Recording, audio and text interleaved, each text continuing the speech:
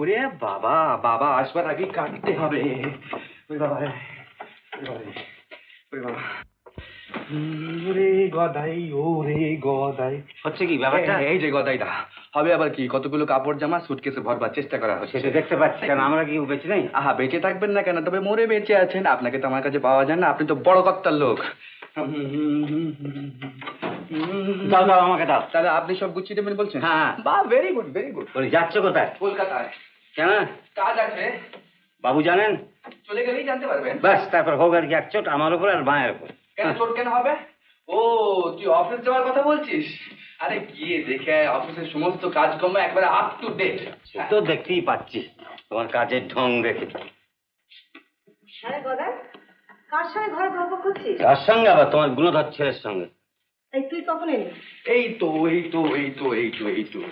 এলাম। এই তুই কি করছিস? জামা কাপড় ভরছি। বাবু আজ দেশের গাড়িতে কলকাতায় যাবেন। ও, এই দুষ্টু, তুই কলকাতায় যাবি আমি আগে বলিসনি? আগে জানলে তো বলবো, এই তো একটু আগে জানতে পারলাম। দেখ, তোর গান গাওয়ার কথা আমি ওর কাছে অনেক কষ্টে চেপে রেখে দিয়েছি। তার উপর তুই যদি না বলে যাস, কেলেঙ্কারি কাণ্ড হয়ে যাবে। তুই লক্ষ্মীটি বলে যা। ওরে বাবা, বাবাকে আমি বলে যাবো? এক্ষুনি এক গাদা কই ফিরছে বসবেন। কোথায় যাচ্ছ, কেন যাচ্ছ, কি জন্য যাচ্ছ, কি কাজ? ওরে বাবা, মা, বাবা তোমাকে একটু ভয় পান, আমাকে একেবারে তুলোধনা করে ছেড়ে দেবেন।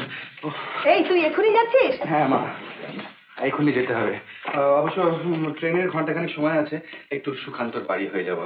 লক্ষ্মী সোনা, আমি চলি মা। কি আশ্চর্য, দেখেছো কি খেলে? কি আশ্চর্য, খেয়ে যাবে তো মানুষের। দেখেছো, দেখো ছেলের কান্ডা।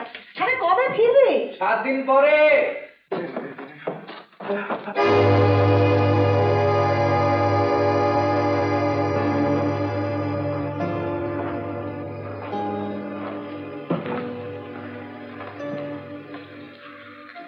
কোথায় যাচ্ছ? কলকাতায়। কলকাতা?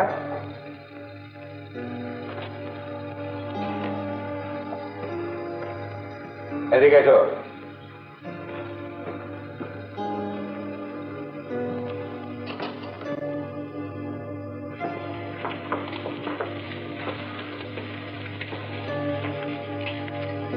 সুটকেসটা রাখো।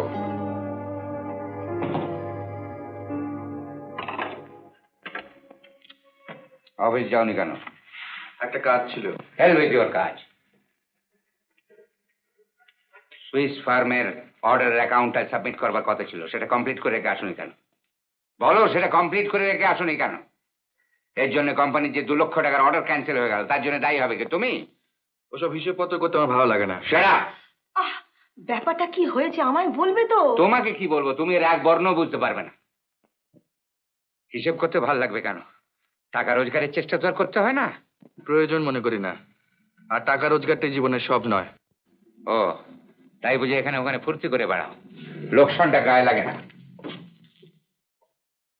Responsible workless. আর কথা বাড়াসনি খোকা, চুপ কর, চুপ কর। অফিস কামাই করে তুমি কি করছিলে? রেকর্ডিং করাচ্ছিলাম। রেকর্ডিং? কিসের রেকর্ডিং? গানের। তুমি গান গাও? হ্যাঁ। স্ট্রেঞ্জ, নিজের কাজ কামাই করে কেউ গান গাইতে পারে এটা আমার জানা ছিল না। তোমাকে আমার ছেলে বলে পরিচয় দিতে লজ্জা হচ্ছে। কি বলছেন আপনি? হ্যাঁ হ্যাঁ, শহরের কয়েকটা নোংরা বাইজিয়া লোফার ছাড়া কেউ গান করে না। গান সম্বন্ধে এই ধারণা আপনার ভুল। ভুল? হ্যাঁ হ্যাঁ, ভুল। সারা জীবনটা লোহা লক্করের মধ্যেই কাটিয়ে দিয়েছেন। গান বোঝার মতো মনের অবস্থা আপনার নেই। রিয়েলি? তাই লোহা লক্কড়ওয়ালা মানুষের শেল্টারটি ছেড়ে নিজে কিছু রোজগার করে গান সম্বন্ধে বড় বড় কথা বললে ভালো হয় নাকি? তাহলে আপনি বলতে চান যে গান গাইলে আপনার শেল্টারে থাকা চলবে না? বলতে চান নয়, বলছি। তুমি কি বললে? বেশ, না শোনা, যাসনি যাসনি। আমার জীবনের সবচেয়ে বড় অপমান। এই অপমান সহ্য করে আমি এখানে থাকতে না পারবো না। বাবা, লক্ষ্মীটি শুনে যা।